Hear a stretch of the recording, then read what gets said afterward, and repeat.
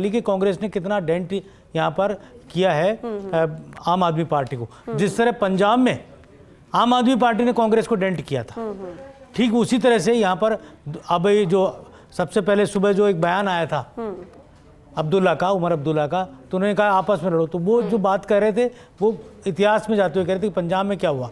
पंजाब के बाद कांग्रेस ने भी तय कर लिया कि हमको ही मुकाबला करना है, और पर्दे के पीछे इस तरह की बातें हो रही थी जो राजस्थान में भी बाई इलेक्शन के दौरान उठी थी कि बीजेपी और कांग्रेस ने हाथ मिला लिया।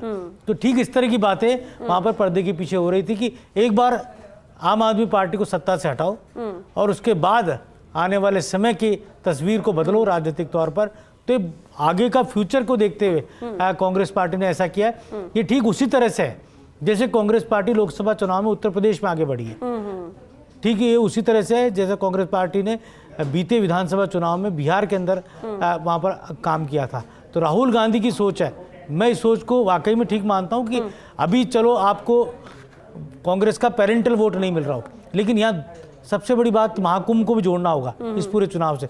जिस तरह से योगी और मोदी ने महाकुंभ को प्रचारित किया और सनातन हिंदू धर्म को महाकुंभ से जोड़ा। आपको ध्यान होगा कि दिल्ली के प्रत्येक विधानसभा सीट पर 20,000 से अधिक बिहारी हैं। यूपी, बिहार, इसका बोलबाला दिल्ली की सीटों पर। और आप देखिए केवल गोपाल राय को छोड़ दें आम आदमी पार्टी के, जो 20,000 वोटों से आगे चल रहे हैं, बाकी सभी सीटों पर वहाँ पर भारतीय जनता पार्टी को बिहारियों ने, उत्तर प्रदेश के निवासियों ने वोट दिया है। ये वो वोटर्स हैं जो दिल्ली के अंदर, दिल्ली की सबसे कर्म करने वाली जातियां हैं जो वहां पर रहती है। दिल्ली इनके बगैर चल ही नहीं सकती, बिहार उत्तर प्रदेश के बगैर। करीब 20 सीटें हैं जिन पे पूर्वांचल के जो वोटर हैं उनका पूरा प्रभाव होता है। इसके अलावा उत्तराखंड और 5 से 7 ऐसी सीटें हैं जिनमें 75% जो वोटर है वो पूर्वांचल के हैं। ठीक है, लेकिन देवेंद्र जी, ऐसा तो नहीं कि आम आदमी पार्टी या अरविंद केजरीवाल ओवर कॉन्फिडेंट थे।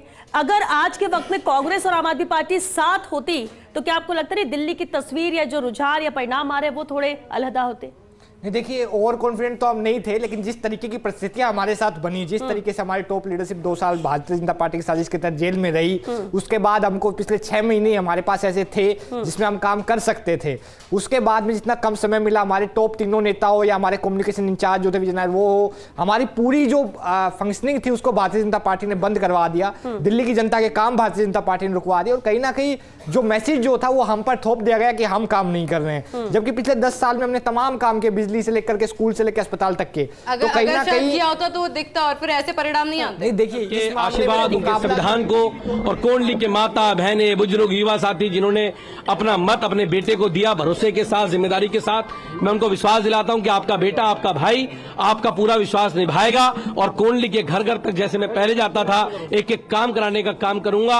अरविंद केजरीवाल जी ने विश्वास जताया था मुझ पर दूसरी बार, उन्हें ये सीट हमने अरविंद केजरीवाल जी को जीत के दी है। कोंडली के आम आदमी पार्टी के कार्यकर्ताओं ने, हमारे कोंडली के लोगों ने अरविंद केजरीवाल जी को दी है और पूरी जिम्मेदारी के साथ इस काम को आगे बढ़ाने का काम करेंगे। मैं अरविंद केजरीवाल जी का धन्यवाद करता हूं और उनको भी आभार व्यक्त करता हूं, उन्होंने दूसरी बार मुझे टिकट दिया था और मैं जीत के आया हूं। क्या कहेंगे ट्रेंड के अंदर भाजपा सरकार बना रही है? अभी तो मेरी यहाँ छोटी कॉन्स्टिट्यूंसी जो कम सीटें अभी वो खुले हैं, कम राउंड हुए हैं, बाकी राउंड में काफी जगह बाकी हैं। तो मुझे लगता है कि ये ट्रेंड है अभी तो शुरू के। मुझे लगता है सरकार दिल्ली में आम आदमी पार्टी बना रही है, अरविंद केजरीवाल चौथे मुख्यमंत्री बन रहे हैं। अभी मेरे यहाँ तो कंप्लीट हो गए, मेरे यहाँ तो कंप्लीट हो चुके, 6,500 का हमारे पास मार्जिन, जीत चुके हैं चुनाव। बाकी जगह अभी तिलोपरी बाकी सीटों पर बाकी है, तो दिल्ली में तो ऑल ओवर काफी बाकी है, तो उसके बाद आने के बाद पिक्चर साफ होगी। लेकिन मैं ये कह सकता हूँ कि आम आदमी पार्टी दिल्ली में सरकार बनाने जा रही है। चलिए, कुलदीप कुमार को आप सुन रहे थे, आम आदमी पार्टी के प्रत्याशी कोंडली से, जिन्होंने जीत दर्ज की है, 6,500 वोटों से जीत यहाँ पर दर्ज की है। हालांकि दावा तो ये अभी भी कर रहे हैं आयुषी कि ये जीत रहे, यानी आम आदमी पार्टी जीत रही है, सरकार बना रही है और चौथी बार मुख्यमंत्री बनेंगे अरविंद केजरीवाल। अच्छा श्वेता, भी आपने एक सवाल किया था और उसी सवाल का जवाब मैं एक बार नरेश जी आपसे भी लेना चाहती हूँ कि अलायंस बनाया गया, बहुत हल्ला हुआ, बैठक हुई, कई सारी बैठक हुई, लेकिन उसके बाद में जब बात आती है चुनाव की, जब दिल्ली चुनाव की बात आती है तो सब अपना अपना देख लेते हैं और उसका नुकसान भी भुगतना पड़ा। तो क्या अलायंस की बात अब भविष्य में तो नहीं होगी क्या? देखिए, बड़ी चीज ये है कि अब आम आदमी पार्टी का भविष्य क्या होगा। अलायंस का भविष्य तो हमने देख लिया, लोकसभा में हुआ था और विधानसभा में नहीं हुआ, लेकिन बड़ा सवाल यह है कि आम आदमी पार्टी का भविष्य क्या होगा, क्योंकि जो आम आदमी पार्टी जहां से पैदा हुई थी, दिल्ली की हम बात करें, क्योंकि यहीं से शुरुआत हुई थी, यहीं से उन्होंने हम कहें 28 सीटों से शुरुआत की थी, 67 पे भी पहुंची थी, 62 पे भी पहुंची थी, वो उनका गढ़ है, वो ढह गया है। और दूसरी बड़ी बात यह है कि आम आदमी पार्टी में अगर आप देखें तो अधिकांश जो लीडर है वो पॉलिटिशियन नहीं है। तो ऐसे में अभी जब चुनाव से पहले आपने देखा कि जो नेता थे उनमें भगदड़ मची थी, और दूसरी पार्टी में शामिल हुए, करीब 10 विधायक तो बीजेपी में भी शामिल हुए थे। तो अब उनका भविष्य क्या होगा, क्योंकि जब पार्टी हार जाती है ना आयुषी, तब जो इस तरह के जो लीडर है वो पार्टी से किनारा कर लेते हैं, क्योंकि वो पॉलिटिशियन नहीं होते, वो प्रोफेशनल होते हैं। तो वो जब पार्टी से किनारा करते हैं तो फिर आम आदमी पार्टी का भविष्य क्या होगा, एक तो ये बड़ा सवाल है। और एलिगेशन लगा कर किस किनारा करते हैं। और दूसरी बड़ी चीज़ ये है कि जो हम बार बार बात कर रहे हैं कि आखिर हार का कारण क्या है।